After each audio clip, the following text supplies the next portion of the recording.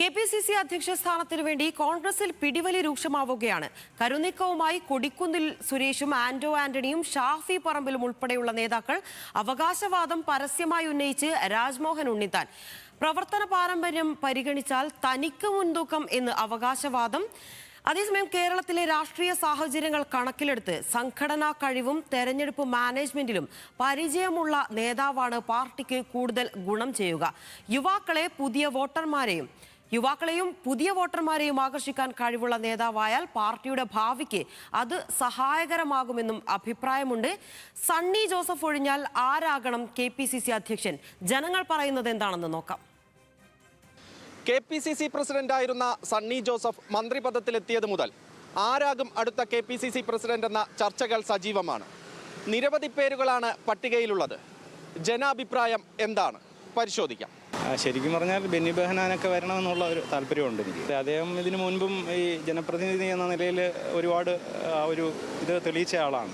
അപ്പോൾ ആ ഒരു മാനദണ്ഡം വച്ചിട്ടാണെങ്കിൽ തീർച്ചയായിട്ടും അദ്ദേഹത്തെ തന്നെ പരിഗണിക്കണമെന്നാണ് എൻ്റെ അഭിപ്രായം. കൊടിക്കുന്നിൽ സുരേഷാണ്, നമ്മുടെ അയൽവാസിയും കൂടെയാണ്. കൊടിക്കുന്നിൽ സുരേഷ് നമ്മുടെ നെടുവേലി.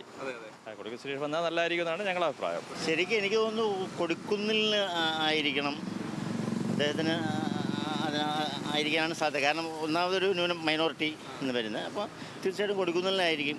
സ്വാഭാവികമായിട്ടും ആര് വന്നാലും പ്രത്യേകിച്ചൊന്നും സംഭവിക്കത്തില്ല, ഒരേ നയങ്ങൾ തന്നെയായിരിക്കും നടപ്പാക്കുക. ഒരു യങ് ആൾ വന്നാണ് നല്ലത് എപ്പോഴും, ഏത് പാർട്ടിയായാലും.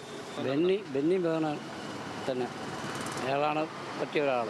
രാജ്മോഹൻ ഉണ്ണിത്താൻ സീനിയർ അല്ലേ, കണ്ടെന്ന്.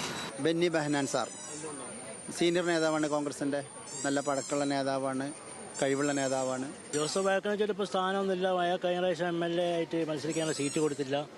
പിന്നെ ഒരു MP സ്ഥാനമില്ല. നന്നായിട്ട് സംസാരിക്കും. മറ്റവർക്കൊക്കെ ഓരോ സ്ഥാനങ്ങളുണ്ട്. അയാൾക്ക് ഒരു സ്ഥാനം ഇല്ലാണ്ടിരിക്കുക. ജോസഫ് വാഴക്കനോട് കണ്ടറിഞ്ഞ് മാറിക്കൊടുക്കുകയാണ് വേണ്ടതെന്നാണ് എനിക്ക് തോന്നുന്നത്. കാരണം 2 സ്ഥാനം കൂടി ഒരാളെടുക്കുമ്പോൾ അതുപോലെ ഈ KPCC കോൺഗ്രസിലും മറ്റുള്ള അലയൻസിലും ഇതേമാതിരി നല്ല അധ്വാനിച്ച ഒരുപാട് ആളുകളുണ്ടാവും. അപ്പോൾ അവർക്കൊക്കെ ഒരു ചാൻസ് നഷ്ടപ്പെടുക. പാർട്ടി എന്താണോ തീരുമാനിക്കുന്നത് അതനുസരിച്ചായിരിക്കും നടക്കുള്ളൂ. ഇപ്പോൾ നമ്മൾക്കൊരു അഭിപ്രായമുണ്ട്, സ്വാഭാവികമായിട്ടും 2 സ്ഥാനങ്ങൾ ഒരാൾ ഏറ്റെടുക്കുന്നതിനോട് വിയോജിപ്പുള്ളവരുമുണ്ട്, യോജിപ്പുള്ളവരുമുണ്ട്. പക്ഷേ പാർട്ടിയുടെ ഒരു തീരുമാനമുണ്ട്. പാർട്ടിക്ക് കൃത്യമായ ഒരു അജണ്ടയുണ്ട്. പാർട്ടി അതിനൊരു തീരുമാനം എടുത്തിട്ടുമുണ്ടാവും, അതനുസരിച്ച് പ്രവർത്തിക്കും. അത്രയും അത് കോൺഗ്രസ് പാർട്ടി തീരുമാനിക്കേണ്ട ഒരു കാര്യമാണ്. എങ്കിലും പുതിയൊരു തലമുറയ്ക്ക് വേണ്ടിയിട്ട് പഴയ ആളുകൾ വഴിമാറി കൊടുത്തുകൊണ്ട് യുവ ടീമിന് അവസരം ഉണ്ടാക്കി കൊടുക്കണം. ഇപ്പോൾ അതാണ് ട്രെൻഡ്, യുവത്വമാണല്ലോ. KPCC പ്രസിഡന്റ് സ്ഥാനത്തേക്ക് ബെന്നി ബെഹനാൻ, കൊടിക്കുന്നിൽ സുരേഷ് എന്നിവരുടെ പേരുകൾ പൊതുജനം ഉയർത്തുമ്പോഴും പുതുതലമുറയ്ക്ക് കൂടി അവസരം നൽകണമെന്ന് ഒരു വിഭാഗം പറയുന്നു.